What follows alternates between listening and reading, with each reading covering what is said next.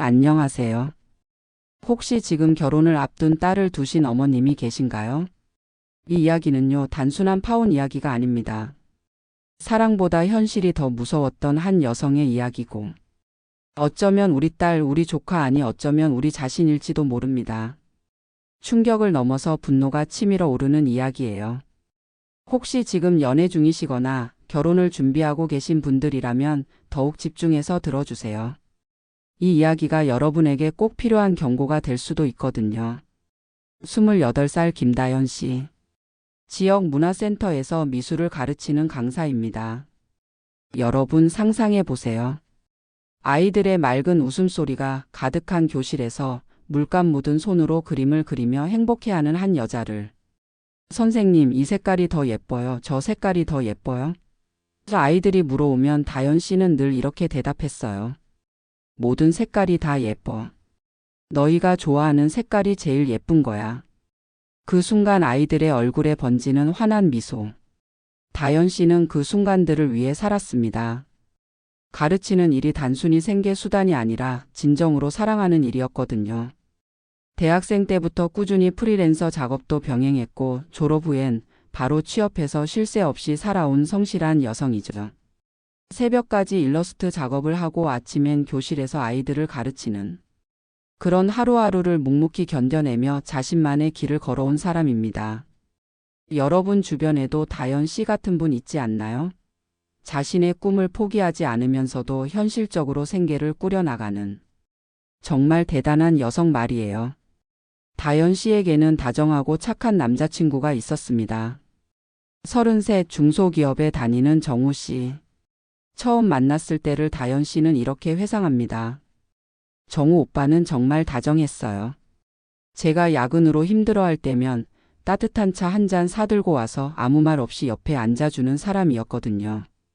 그런 작은 배려들이 쌓여서 사랑이 됐어요. 정우 씨는 다연 씨가 그림 그리는 모습을 유난히 좋아했어요. 집중해서 붓을 움직이는 그녀의 옆모습을, 작품이 완성됐을 때 보이는 뿌듯한 미소를, 그 모든 순간들을 소중히 여겼죠. 처음엔 제가 그림 그리는 걸 이해 못할 줄 알았어요. 남자들이 대개 그런 일을 취미 정도로 여기잖아요. 근데 오빠는 달랐어요. 제가 밤새 작업한 일러스트를 보고는 정말 대단하다.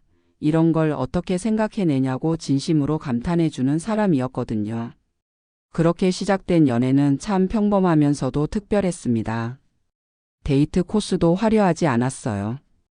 동네 카페에서 커피 한 잔 마시며 서로의 하루를 나누고 주말이면 미술관이나 전시회를 함께 다니는 그런 소소한 일상의 연속이었죠.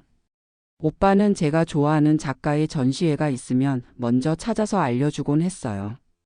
본인은 미술에 대해 잘 모른다면서도 제가 설명해 주는 걸 정말 진지하게 들어줬어요. 그런 모습이 참 고마웠거든요. 둘은 3년 연애 끝에 올가을 결혼을 약속했습니다. 첫사랑의 설렘, 서로를 아껴주는 마음. 정말 아름다운 시작이었어요. 하지만 때로는 아름다운 시작이 비극적인 결말로 이어지기도 하죠. 결혼 준비는 생각보다 순조로워 보였습니다. 신혼집은 다연 씨가 준비했고 가구와 가전은 정우 씨가 혼수로 하기로 했죠. 다연 씨는 대학 시절부터 혼자 자취하면서 모은 돈과 어머니의 약간의 도움으로 20평대 아파트를 마련해뒀거든요. 여러분, 20대 여성이 혼자 힘으로 아파트를 마련한다는 게 얼마나 대단한 일인지 아시나요? 요즘 집값에 정말 눈물겨운 노력의 결과물이에요. 다연 씨는 이렇게 말했습니다. 대학교 1학년 때부터 과외도 하고 카페 알바도 하고 방학 때는 미술학원에서 보조 강사로 일했어요. 친구들이 제주도로 여행 간다고 단체 채팅방에서 웃고 떠들 때 난 계산기 앱을 켜서 이번 달 생활비부터 먼저 확인했어요. 화장품 매대 앞에 서서 한참 고민하다가 결국 돌아서 나왔죠. 이 돈이면 적금 하나라도 더 넣자. 그렇게 하루하루를 참고 또 참으며 모은 돈이에요. 그 시절을 떠올리면 지금도 가슴이 아려온다고 해요. 친구들이 해외여행 사진을 SNS에 올릴 때, 새로 산 옷을 자랑할 때, 다연 씨는 묵묵히 통장 잔고를 확인하며 미래를 위해 참아냈거든요. 때로는 너무 힘들어서 포기하고 싶을 때도 있었어요. 친구들처럼 자유롭게 살고 싶다는 생각도 들고. 근데 매번 다짐했어요. 나는 누구에게도 의존하지 않고 살 거야. 내 집, 내 공간을 가질 거야 라고. 그렇게 악착같이 모은 돈으로 마련한 20평대 아파트. 크진 않지만 둘이 살기엔 딱 좋았고 정우 씨도 이 집 너무 따뜻하다며 늘 고마워했죠. 처음 오빠를 집으로 초대했을 때가 기억나요. 좁다고 미안하다고 했더니 오빠가 그러더라고요. 이 집엔 내 정성과 노력이 가득해서 어떤 집보다 따뜻하다고. 그 말이 정말 고마웠어요. 정우 씨는 주말마다 다연 씨 집에 와서 함께 요리도 하고 영화도 보고 평범하지만 행복한 시간들을 보냈어요. 곧 이 집이 둘만의 보금자리가 될 거라는 설렘으로 가득했죠. 그런데 여러분, 이런 순조로운 분위기가 언제까지 계속될 것 같나요? 결혼이 정말 눈앞에 닥쳐오던 어느 날 예비 시어머니의 한 통의 전화에서 모든 게 시작됐습니다. 그날은 유난히 따뜻한 가을 날이었어요. 다연 씨는 오후 수업을 마치고 집에 와서 차 한 잔 끓여놓고 쉬고 있었습니다. 창밖으로 보이는 단풍이 예뻐서 잠깐 그림으로라도 남겨볼까 하던 참이었죠. 전화벨이 울릴 때만 해도 다연 씨는 아무것도 모르고 있었어요. 아마 결혼 준비에 관한 따뜻한 이야기를 나누게 될 거라고 생각했겠죠. 따르릉 따르릉. 다연아, 이번 주 주말에 너희 집 좀 가보려고 해. 그 집 지금 누구 명의로 돼 있니? 정상적이라면 집 구경 좀 하려고 해 정도로 끝났을 텐데. 왜 갑자기 명의를 물어보는 걸까요? 순간 이상했지만 다연 씨는 담담하게 대답했어요. 제 명의예요, 어머니. 제가 계약했고 대출도 제가 갚고 있어요. 그 집 이젠 둘이 살 집이잖아. 내가 계속 내 이름으로 해두는 건 좀 그렇지 않니? 정우 앞으로 해두든가 아니면 내 앞으로라도. 시댁 식구로 들어오는 거니까 명의 정도는 바꿔야지. 아니면 내 앞으로라도 해놔. 내가 혼자 살던 집이지만 이젠 너희 둘이 살 집이잖아. 여러분 지금 이 말을 듣고 어떤 기분이신가요? 다연 씨는 그 순간을 이렇게 표현했습니다. 귀를 의심했어요. 정말로. 내가 뭘 잘못 들은 건 아닐까? 하고 몇 번이나 되물었거든요. 하지만 분명히 들었어요. 내 집을 내 명의에서 빼라고 하신 거. 잠깐 생각해 보세요. 자신이 피와 땀으로 마련한 집의 명의를 다른 사람 앞으로 바꾸라는 요구를 받는다면 여러분은 어떤 기분이실까요? 어머니 죄송한데 그건 좀 어려울 것 같아요. 이 집은 제가 벌어서 산 집이고 정우 씨랑은 나중에 이사하면 공동 명의로 하기로 했어요. 정말 예의 바르고 차분한 거절이었죠. 하지만 그게 어디서 나온 소리니? 우리 정우가 지금 내 집 가구며 침대며 다 최고급으로 바꿔줬잖니. 그런데 너는 명예 하나 못 넘겨줘? 여러분 이 논리를 이해하실 수 있나요? 가구랑 집을 똑같은 가치로 보는 건가요? 아니 그보다 더 중요한 건 가구를 바꿔줬으니까 집 명의를 넘기라는 게 말이 되나요? 다연 씨는 그 순간의 당황스러움을 이렇게 묘사했어요. 정말 말문이 막혔어요. 가구와 집을 같은 선상에서 비교하시는 거잖아요. 가구는 언제든 바꿀 수 있고 몇 년 쓰다가 버릴 수도 있는 건데. 집은 제 인생 전체를 걸고 마련한 건데. 우리 정우가 너 하나 믿고 가구며 가전 다 새 걸로 바꿨는데 집 하나도 못 해주는 며느리가 며느리니? 말이 많다 진짜. 다연 씨는 이 순간을 이렇게 기억합니다. 가슴이 쿵 내려앉는 기분이었어요. 며느리가 며느리냐고. 결혼도 안 했는데 벌써 며느리 자격을 운운하시는 거예요. 그것도 집 명의를 안 넘겨준다고. 여기서 잠깐 여러분은 어떻게 생각하세요? 며느리라는 이유로 자신의 재산을 포기해야 하는 건가요? 사랑하는 사람과 결혼한다는 것이 자신의 모든 것을 내어주는 걸 의미하는 건가요? 다연 씨는 마지막으로 정중하게 말했어요. 어머니 죄송하지만 이 집은 제 이름으로 대출받고 제 월급으로 매달 갖고 있는 집이에요. 명의는 바꿀 수 없습니다. 그 순간 전화기 너머로 들려온 목소리는 어휴 요즘 것들은 왜 이렇게 말을 안 듣니? 이래서 내가 어린 애는 싫다니까. 내가 뭘 안다고 그렇게 독하게 구니? 너같이 센 애가 들어오면 우리 정우 인생 망가진다. 시어머니가 하라면 해야지 말이 많아. 여러분, 이 말들 들어보세요. 요즘 것들. 어린애는 싫다. 독하게 군다. 센 애. 시어머니가 하라면 해야지. 이게 바로 전형적인 갑질의 언어입니다. 나이와 관계를 무기로 상대방을 억압하고 자신의 요구를 관철시키려는 정말 서글픈 현실이죠. 그리고는 뚝 전화를 확 끊어버렸다고 합니다. 다연 씨는 그 후 상황을 이렇게 묘사했어요. 전화를 끊고도 손이 떨려서 물을 제대로 잡지 못했어요. 컵을 들려고 하는데 손이 후들후들. 이게 지금 현실이 맞아? 계속 이 생각만 들더라고요. 갑작스러운 공격에 멘탈이 완전히 무너져 버린 상황. 정말 이해가 됩니다. 그날 오후 내내 다연 씨는 아무것도 할 수 없었어요. 준비해둔 저녁도 먹지 못하고 평소 좋아하던 드라마도 눈에 들어오지 않았죠. 머릿속에서는 계속 시어머니의 목소리가 맴돌았어요. 정말 견딜 수 없는 오후였어요. 혼자 있으니까 더 화가 나고 억울하고 울고 싶어도 눈물이 안 나오더라고요. 그냥 멍하게 천장만 쳐다보고 있었어요.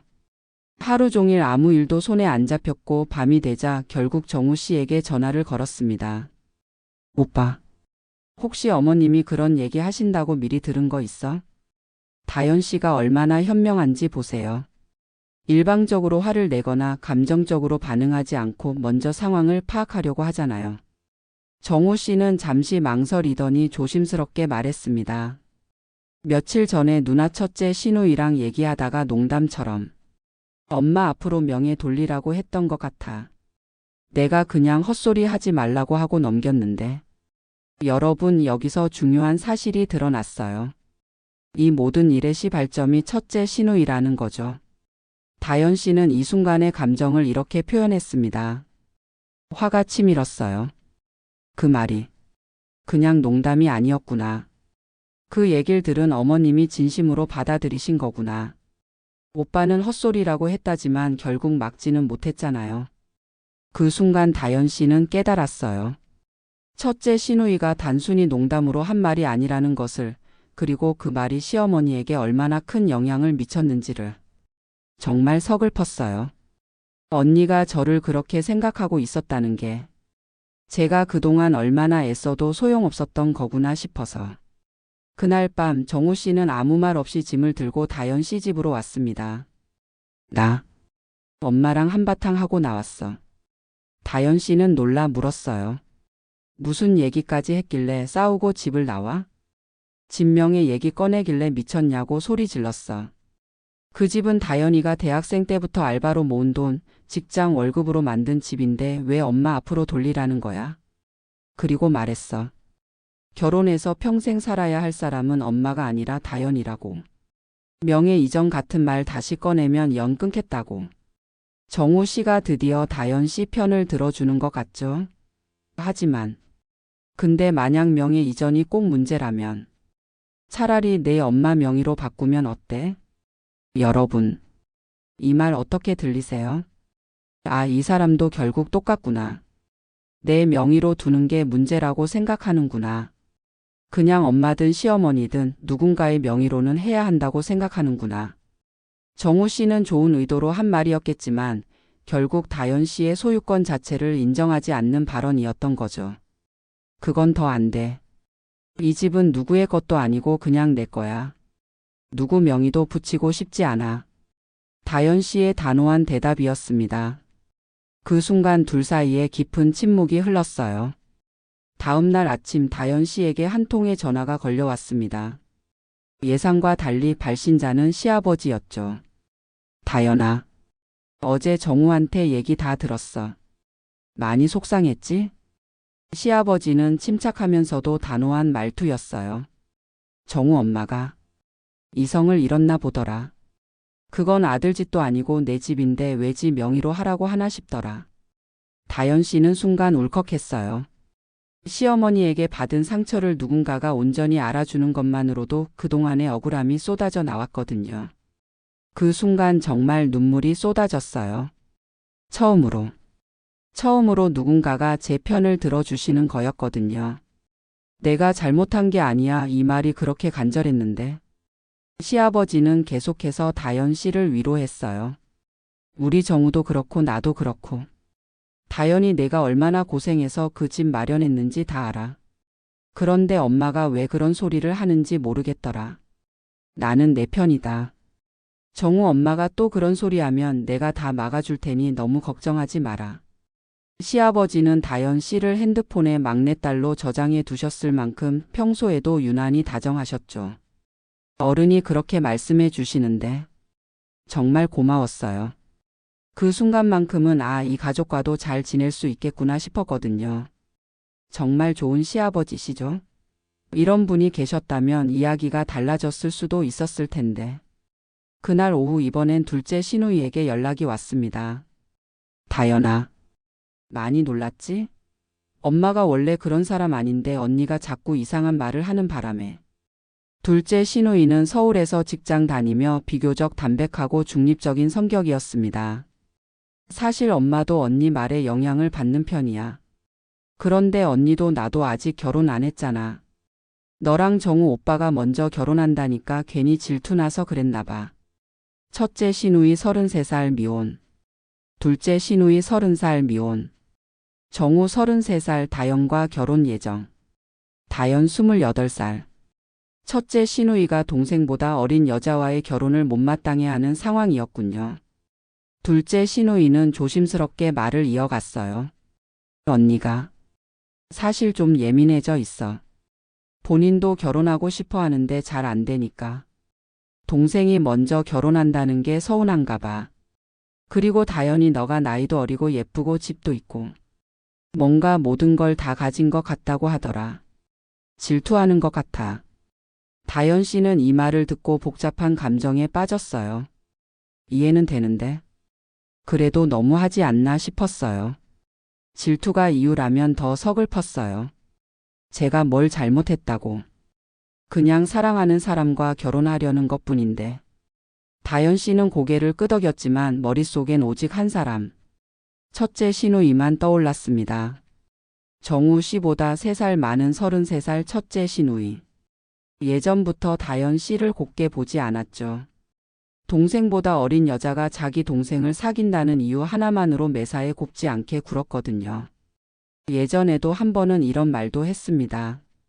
그 나이에 살림 제대로 할 줄 알아? 아직 아기 같은데. 결혼은 좀 일러. 그때도 시아버지는 단호히 말씀하셨어요. 누구나 처음에는 몰라. 하면서 배우는 거지. 너나 잘해. 다연 씨는 그런 말들에도 시누이에게 잘 보이고 싶어. 여행 다녀오면 선물도 챙기고 화장품 하나 살 때도 시누이 취향을 물었고 명절 때마다 손편지를 써서 인사도 드렸어요. 하지만 돌아오는 건 늘 싸늘한 반응뿐이었죠. 그런데 그 첫째 시누이가 이번엔 정면으로 터뜨렸습니다. 며칠 후 시댁 식사 자리에 초대받은 다연 씨. 그날따라 유난히 쌀쌀한 11월의 바람이 창문을 두드리고 있었습니다. 다연 씨는 새로 산 베이지색 니트를 입고 시어머니가 좋아하실 만한 한과를 들고 시댁 문을 두드렸어요. 문을 열어준 건 평소보다 어색한 표정의 시어머니였습니다. 어서 와 다연아. 추웠지? 네 어머님. 이거 좋아하신다고 하셔서. 시어머니는 사과의 말을 꺼냈고 다연 씨는 받아들이려 했습니다. 마음 한구석에선 이제 좀 나아지겠구나 싶었죠. 그런데 그때 거실 소파에 앉아 있던 첫째 시누이가 다연 씨를 노려보며 이렇게 말했어요. 너 감히 우리 집 무시하니? 내가 너 어떤 앤지 다 알아봤어. 겉으로는 고분고분한 척 속으론 고집세고 말 안 듣는 애라며? 그런 애가 우리 집 들어오면 정우 인생 끝나는 거야. 너 같은 스타일 진짜 위험하다고. 우리 집 말아먹을 타입이야. 이 말은 다연 씨에게 그냥 불쾌한 수준이 아니었습니다. 정말 참고 또 참았던 모든 감정이 한꺼번에 터질 것 같았죠. 가슴이 쿵 내려앉으면서 머리가 하얘지더라고요. 지금까지 내가 뭘 한 거지? 이 사람들 앞에서 왜 이렇게까지 작아져야 했던 거지? 그때 다현 씨는 속으로 결심했다고 해요. 이 결혼. 이런 식이면 정말 못하겠다. 하지만 그것도 잠시 첫째 신우이의 입은 멈추지 않았습니다. 결혼을 미룬다니? 너간 보는 거지? 너 같은 애한테. 우리 집안 맡기면 끝장난다고. 식탁에 앉아 있던 가족들이 어안이 벙벙한 와중에도 신우이의 목소리는 더욱 커졌어요. 결혼 미룬다니 파혼하겠단 거잖아. 너 그렇게 말해놓고 결국 굽신거릴 줄 알았어. 여기서 잠시 여러분들도 경험해 보셨을 거예요. 참고 또 참다가 어느 순간 이건 아니다 싶은 그 지점 말이에요. 다현 씨에게도 바로 그 순간이 왔습니다. 그 순간 다현 씨는 입을 꾹 다물고 있다가 단호하게 말했습니다. 됐어요. 저 이 결혼 여기서 멈추겠습니다. 순간 정적이 흘렀습니다. 시계 초침 소리만 똑딱똑딱, 창밖에서는 바람이 나뭇잎을 흔드는 소리만 들려왔어요. 시어머니도 신우이도 예랑이 정우 씨도 아무 말도 못했습니다. 정우 씨는 창백한 얼굴로 다현 씨의 손을 붙잡으며 말했어요. 다현아, 그건 너무 급해. 우리 지금까지 잘해왔잖아. 하지만 다현 씨의 눈빛은 더 이상 흔들리지 않았습니다. 오빠, 우린 연애할 땐 좋았어. 근데 결혼은 나랑 오빠만 하는 게 아니잖아.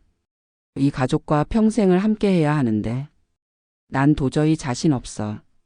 다현 씨는 그때를 이렇게 기억해요. 내 목소리가 내 목소리 같지 않았어요.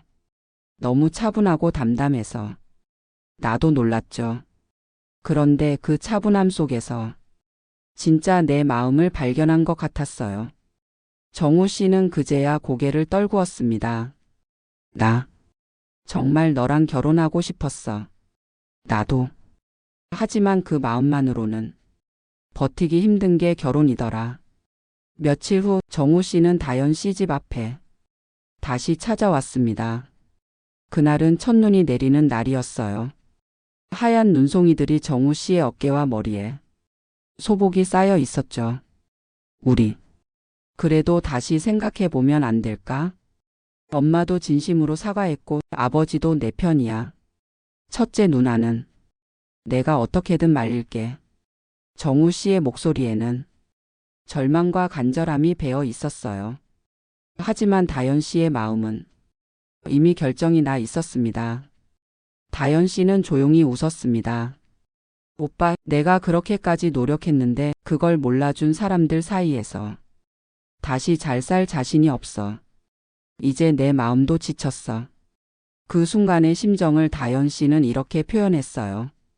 마치 오랫동안 짊어지고 있던 무거운 배낭을 내려놓는 기분이었어요. 슬프면서도 홀가분했죠. 정우 씨는 아무 말도 하지 못했고 다현 씨는 그저 문을 조용히 닫았습니다. 그 문이 닫히는 순간 그들의 3년 연애도 결혼 준비도 그리고 모든 희망도 조용히 끝났습니다. 창문으로 보이는 정우 씨의 뒷모습이 눈발 속에서 점점 작아져 갔어요.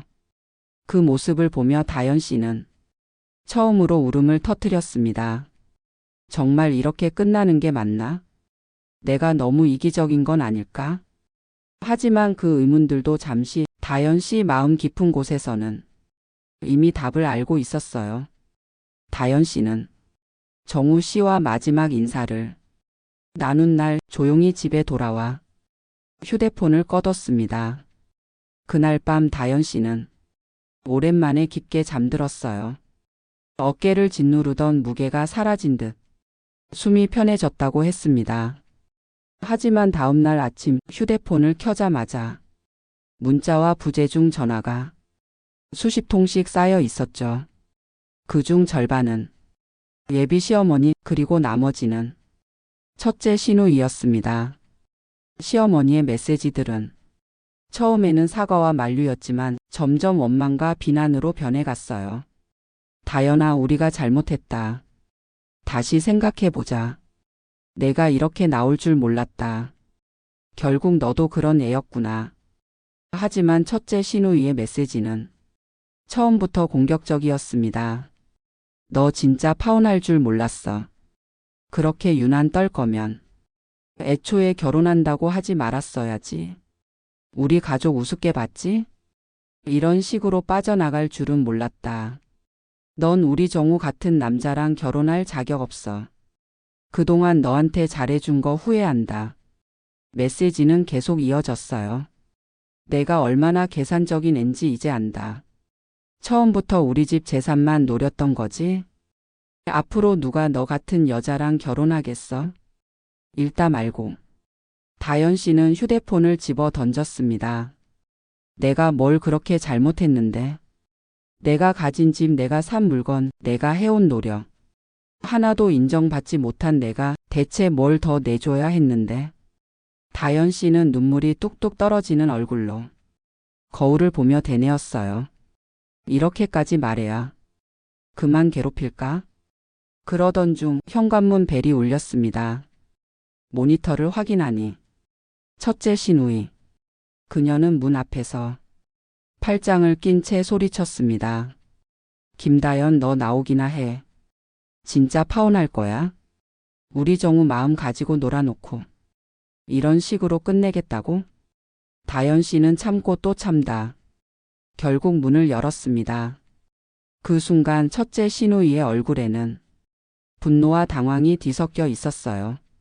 아마도 다연 씨가 정말로 끝까지 갈 줄은 몰랐던 것 같습니다. 언니, 이제 그만하세요. 그만?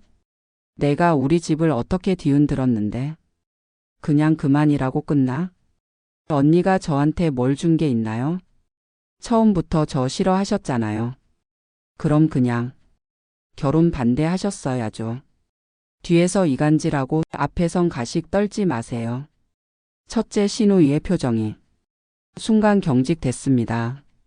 감히 내가 지금 누구한테 저 같은 사람이 오빠 인생 망친다고 하셨죠? 그럼 언니는요? 언니처럼 히스테리 폭발하고 감정 조절 안 되는 사람이 정우 씨 옆에 있어선 안 돼요. 다연 씨의 목소리는 점점 더 단단해졌습니다. 당신 같은 사람 때문에 정우 씨가 더 힘들었단 거 왜 모르세요? 그 순간 다연 씨는 느꼈대요. 아, 나도 이런 말을 할 수 있구나. 왜 그동안 이렇게 숨어 살았을까? 다연 씨는 더는 울지 않았습니다. 말끝마다 떨리던 목소리는 차분했고 그 차분함이 더 무서웠습니다. 그만 돌아가세요. 저 다시는 이 집 문 안 열 거예요. 그리고 조용히 문을 닫았습니다. 그 순간 속에서 치솟던 울분이 한꺼번에 무너져 내렸습니다. 문을 닫고 돌아선 다연 씨는 잠시 바닥에 주저앉아 고양이를 꼭 껴안았습니다. 그 작은 생명체가 몸을 부비며 골골 소리를 내자 처음으로 마음이 조금 풀렸죠. 야옹이야, 고마워. 내가 있어서 정말 다행이야. 고양이는 다연 씨의 볼을 할아주며 작은 위로를 건넸어요. 다연아, 내가 잘못한 게 아니야. 너답게 선택한 거야. 스스로에게 그렇게 말하니 눈물이 조금 덜 흘렸습니다. 다음 날 부모님께 조심스럽게 말했습니다. 결혼 그냥 미루는 걸로 끝내려 했는데 저 파혼했어요.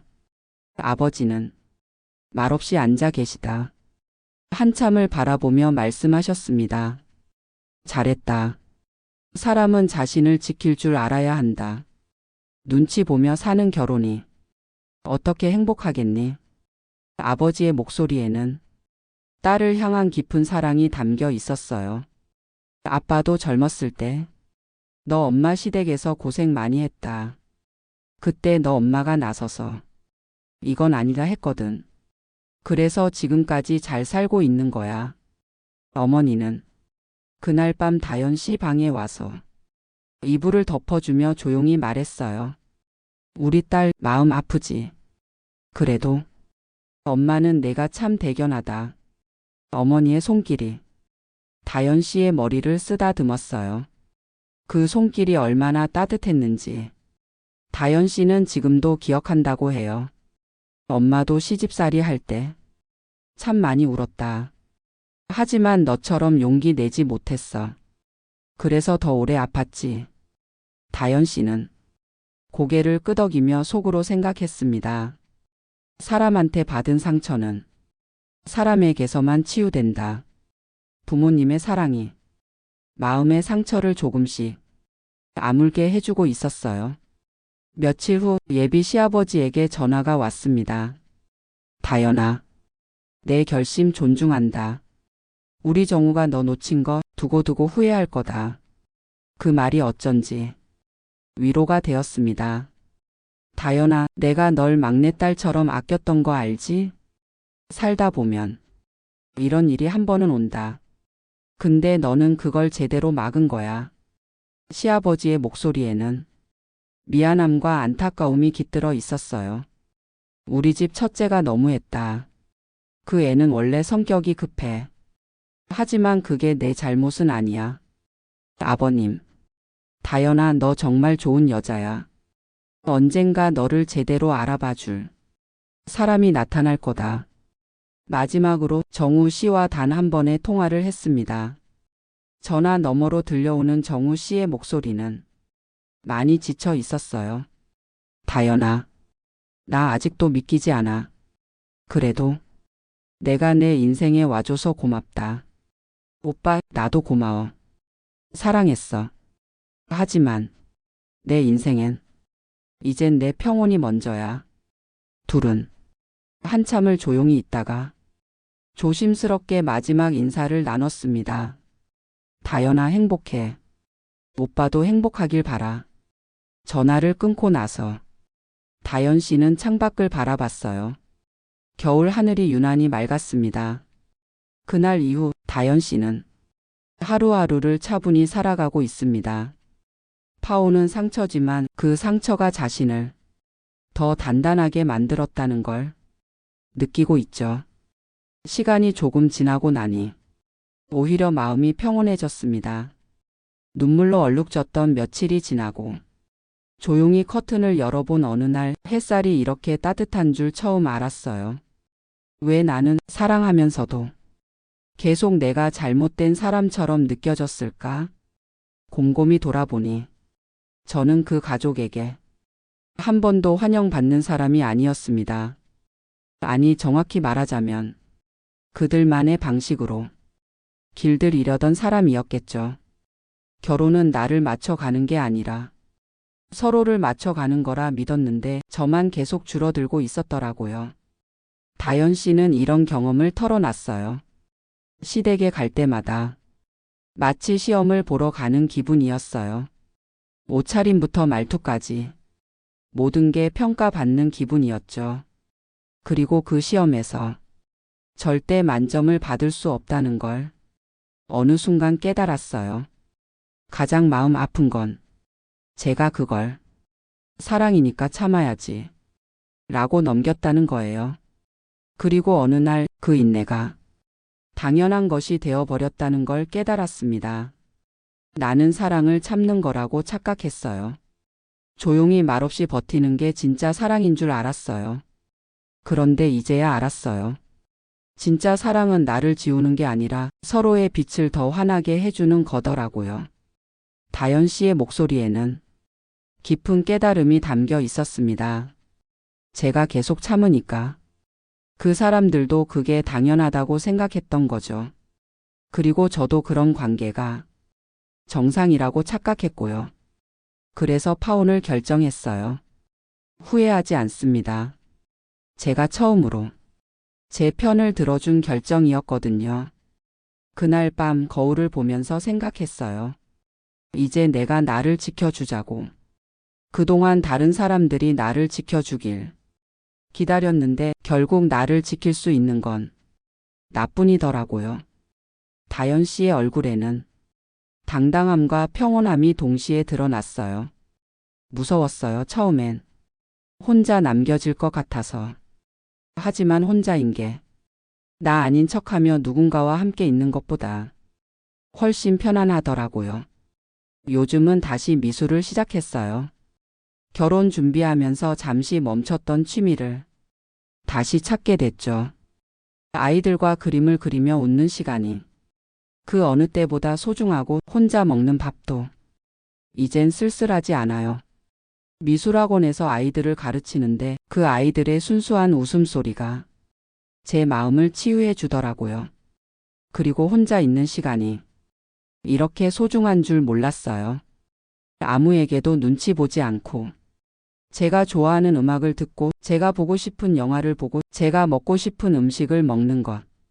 혼자가 외로운 게 아니라 내가 아닌 척하며 누군가 옆에 있는 게 더 외로운 거였다는 걸 이제야 알게 되었어요. 그리고 놀랍게도 새로운 인연들이 생겼어요.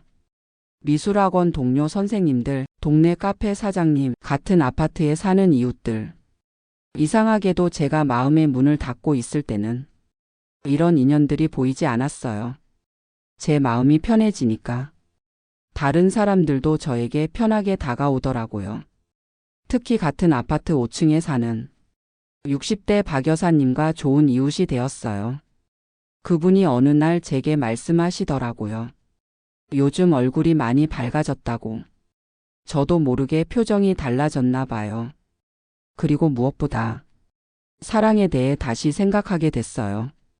진짜 사랑은 내가 나를 잃어가면서 상대를 맞춰주는 게 아니라 서로가 서로다운 모습으로 함께 성장해 나가는 거라는 걸 이제야 깨달았어요. 정우 씨도 좋은 사람이었어요. 하지만 그 가족 안에서 저를 지켜주지 못했죠. 그리고 저도 제 자신을 지켜주지 못했고요. 다연 씨는 이렇게 덧붙였어요. 언젠가 다시 사랑하게 된다면 그때는 절대 저를 잃어버리지 않을 거예요. 서로의 존재를 빛나게 해주는 사람과 함께하고 싶어요. 올해로 34살이 된 다연 씨. 새로운 꿈들이 생겼다고 해요. 미술학원을 좀 더 키워보고 싶어요. 아이들뿐만 아니라 저처럼 인생의 전환점에 서 있는 어른들을 위한 프로그램도 만들어 보고 싶고요. 그리고 언젠가는 제 경험을 바탕으로 책도 써보고 싶어요. 결혼이 인생의 전부가 아니라는 것, 혼자여도 충분히 행복할 수 있다는 것을 많은 사람들에게 전하고 싶어요. 만약 저처럼 지금 누군가와 결혼이라는 이름으로 내 자존심을 잃어가고 있다면 부디 말하고 싶어요. 결혼은 꼬린 지점이 아니라 시작선이에요. 그 시작을 억지 웃음으로 시작하지 마세요.